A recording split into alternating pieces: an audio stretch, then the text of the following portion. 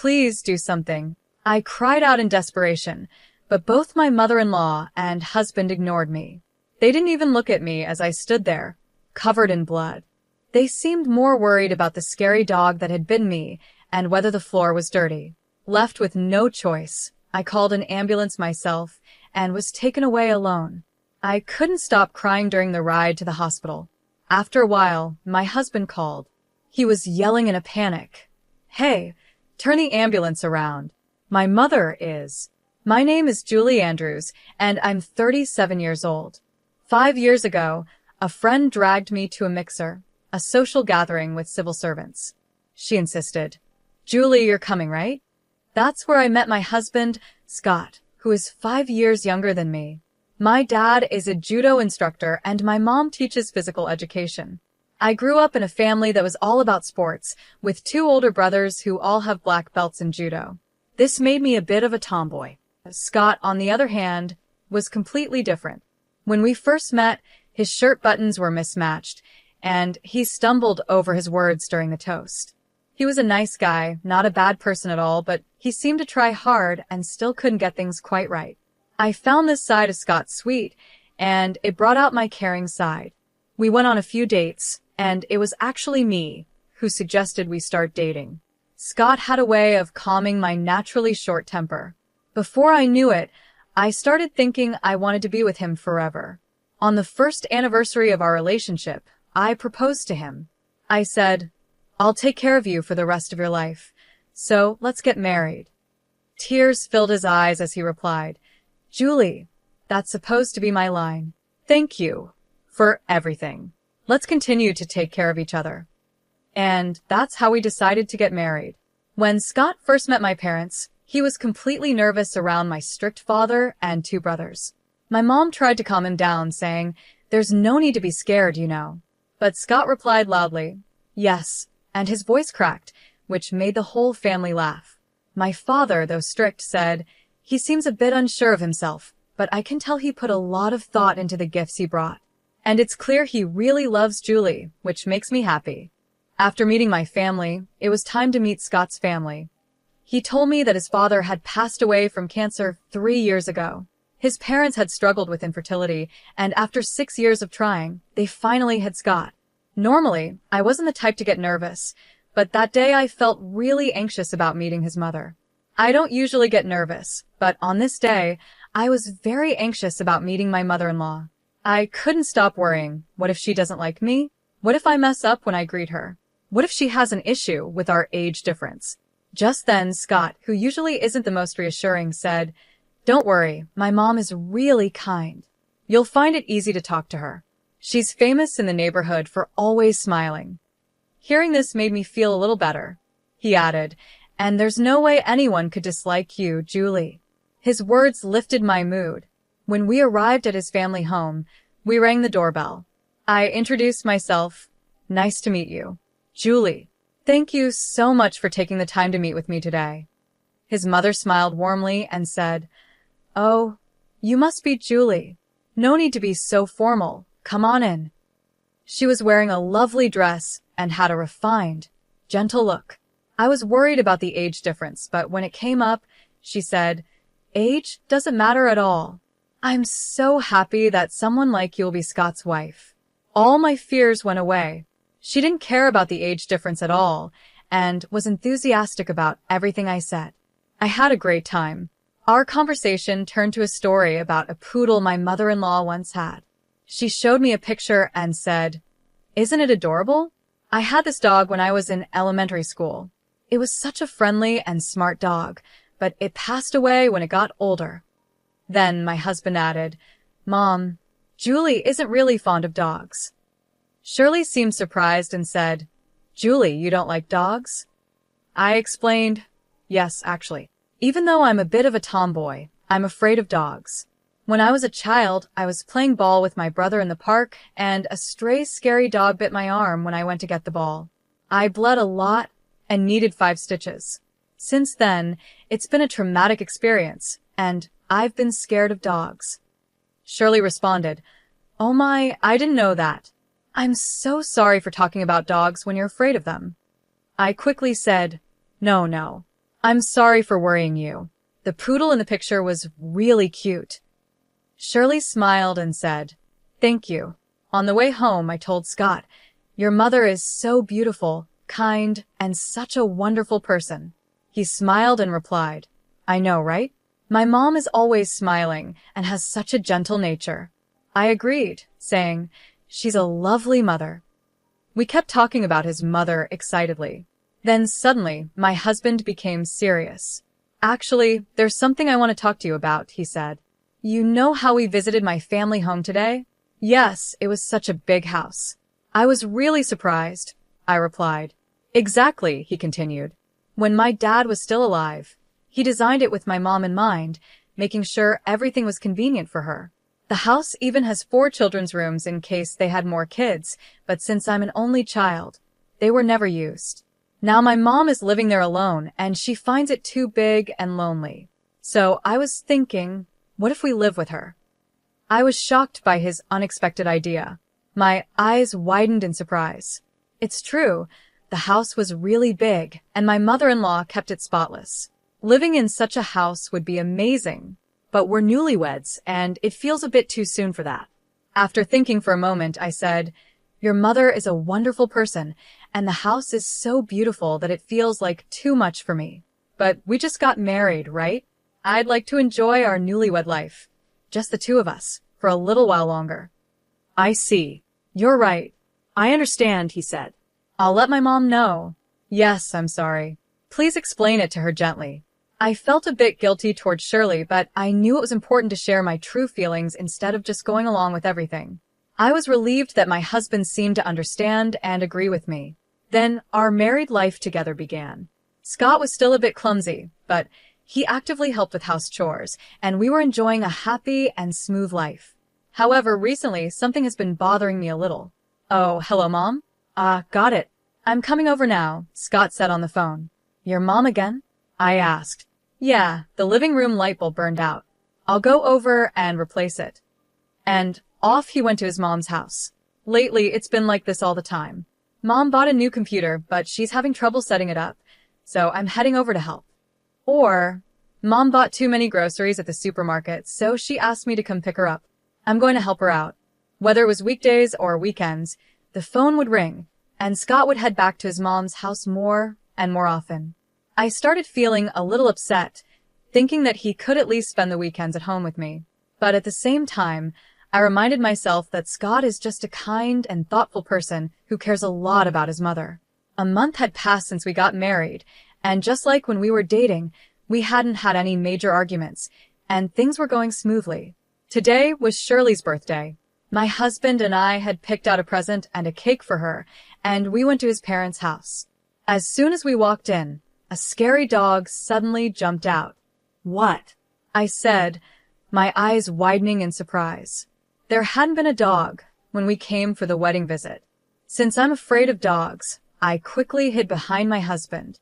Shirley came out of the living room and said, Oh, welcome, Mom. Where did this scary dog come from? Scott asked. Well, I was feeling lonely living by myself, so I got a dog recently. Isn't it cute? She said, smiling. The dog was small, a Welsh corgi. I see, I replied, still startled by the dog's sudden appearance. I forced a smile, even though I was scared. Without noticing my discomfort, Shirley brought the dog closer to me and said, Come on, Julie, why don't you hold it?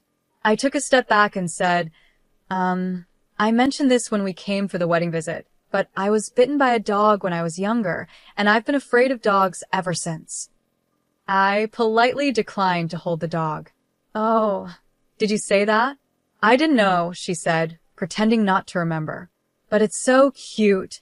What a strange person you are. I noticed a slight smirk on her face, and for the first time, I wondered if Shirley was being sarcastic. After that day, whenever Scott said, Mom wants to see you, or let's go visit my mom, I started declining. I still couldn't forget the smirk she gave me when she saw I was uncomfortable around the dog. A month later, after finishing work and coming home, I found my mother-in-law in the house. What? Why are you here? I asked, surprised. Oh, welcome home, She greeted me cheerfully, as if everything was normal. She was in the kitchen, had opened the fridge, and was cooking. "Why did you come over so suddenly?" I asked. "My dear Scott said he wanted to eat my homemade stew, so I just had to come," she said, looking very happy as she hummed to herself. "Oh, I see." I tried to smile, but I felt tense, especially since her dog was in the living room. To make things worse, she had fed the dog, and it was licking clean my favorite antique plate. I had bought that plate at a flea market in Canada, and now the dog was licking it clean. Who could possibly be okay with this? I went to my room to put away my bags and coat. I told myself not to get upset since Shirley had come all this way. I took a deep breath to calm down and went back to the living room. To my horror, the dog had made a mess on the brand new carpet. The stain was bright yellow. Oh no, the dog messed up the carpet. I shouted in a panic, but Shirley didn't seem to care. "Oh dear, it made a mess right there. Huh," she said casually, not even bothering to scold the dog or clean it up. Knowing the stain would get worse if I didn't take care of it, I ended up cleaning it myself. I was usually calm, but this really frustrated me. Just then, I heard the door open, and my husband came home. The dog, hearing him, started barking loudly. Woof, woof. It barked until he came into the living room, and even the sound of the barking scared me. Once the dog saw it was my husband, it stopped, and I felt a bit of relief. The three of us sat down to eat the stew Shirley had made. Neither my husband nor Shirley bothered to put the dog in its cage, so it wandered around our feet, hoping for food. I felt tense and started trembling.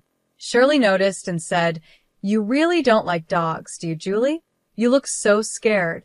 I brought the dog today to help you get over your fear." Bringing the dog here without asking, using my favorite plate, letting it mess up the carpet, and having it bark at me, how is any of this supposed to help me get over my fear? If anything, it made me hate dogs even more. In my mind, I was screaming, "If you really want to help, just put the dog in a cage or keep it away from me." But my husband didn't notice my discomfort at all. "Mom is so kind. She's really trying to help you, Julie," he said. I couldn't believe it. How was this kind? She was pretending to care, while actually making things worse for me. Then, to make things worse, my husband started to lecture me. "Julie, this isn't okay." "What?" "I'm the one at fault," I asked, shocked. "Mom has done all this for you, and yet you keep avoiding the dog. You won't even visit my parents' house because of the dog.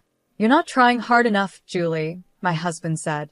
Since his mother was there, he started criticizing me more harshly than usual. I had no choice but to say, "I'm sorry," and apologize in front of my mother-in-law. I bit my lip, trying to hold back my frustration. After that, Shirley began coming to our house often, always bringing her dog. Each time, the dog would run around the house, making a mess. But Shirley never seemed to care or discipline the dog. These visits were stressing me out more and more. One day, I had enough. I gathered my courage and said, "Please, I've told you many times that I'm afraid of dogs. Can you stop bringing the dog here?" Shirley's face changed, and she suddenly looked angry. "I've been wondering," she snapped. "Are you using your fear of dogs as an excuse to avoid me, Julie? That's terrible." I was shocked and had no idea what she meant. But what surprised me even more was that my husband agreed with her. "Julie, that's too much. My mom has been thinking of you, and you've been avoiding her. That's really rude. Apologize to her." "Scott, Shirley, you both know I'm afraid of dogs, right? But you keep bringing the dog, and every time it makes a mess, I'm the one who has to clean it up. This is too much," I said, frustrated. Shirley frowned and said, "At least let me enjoy my time with the dog. You're too old to have kids anyway, so what's the harm?" I was stunned. "Is that what you really think?" I asked. "Isn't it true? You're already 37, and it's getting harder to have a baby at your age. But my son is only 32.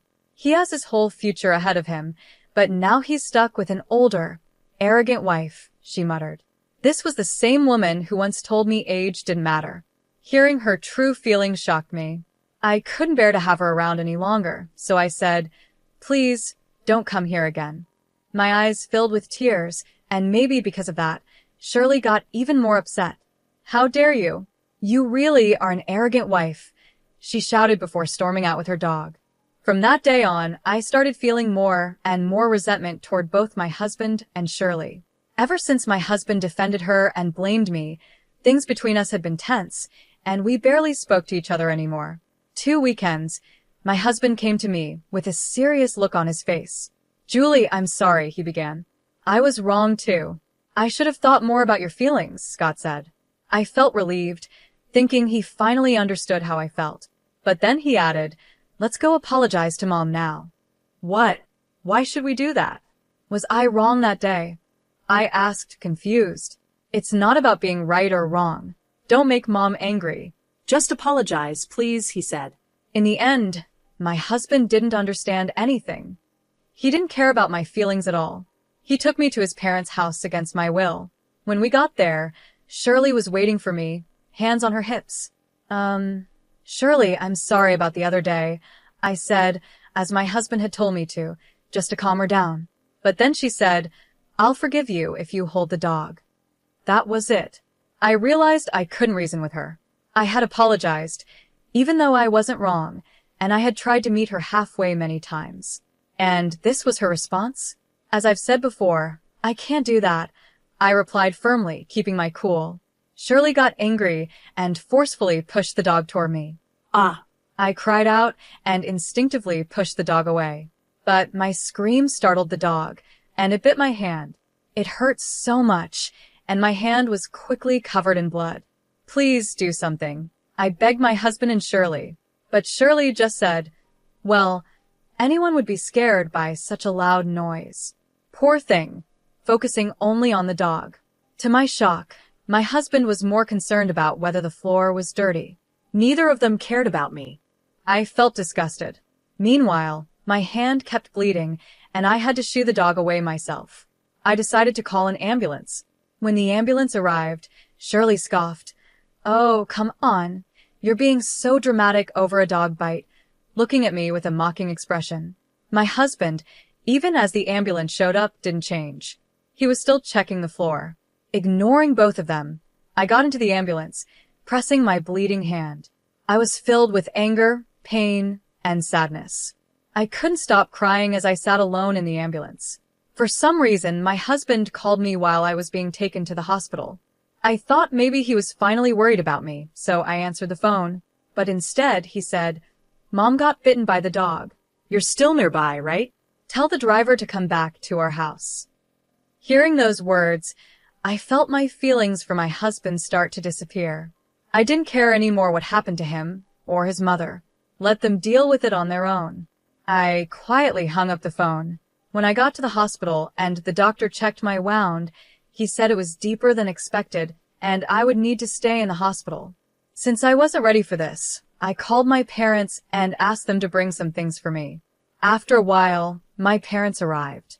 Julie, are you okay? They asked, their faces full of worry as they looked at me lying in bed.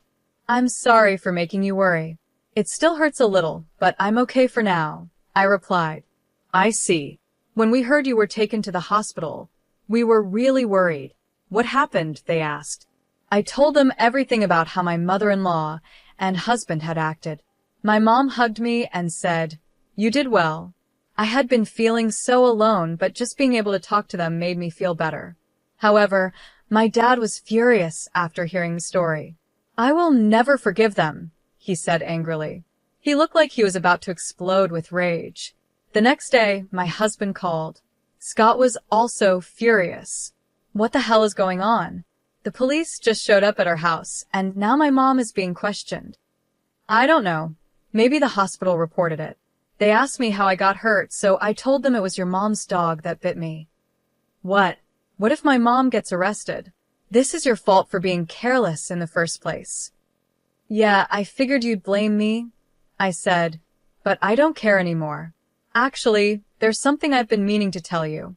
Let's get a divorce. What? We've only been married for 4 months. Getting divorced so soon?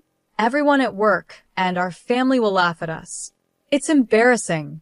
I'm not divorcing you, he said angrily and hung up the phone. 2 weeks later, I was discharged from the hospital. My parents came to pick me up, and I decided to go back to their house with them.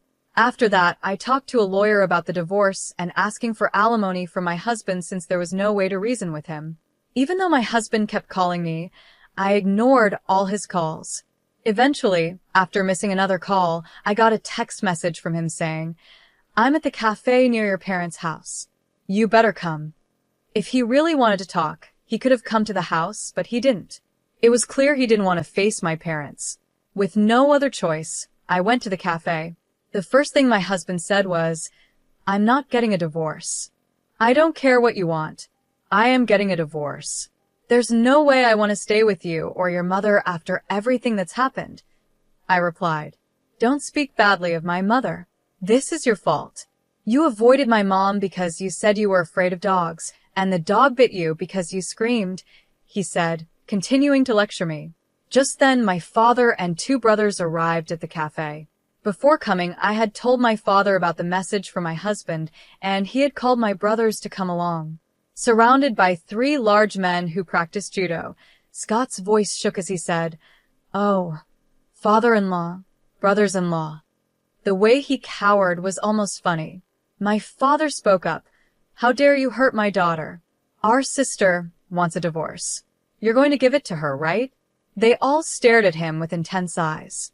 Terrified, Scott stuttered, Yes."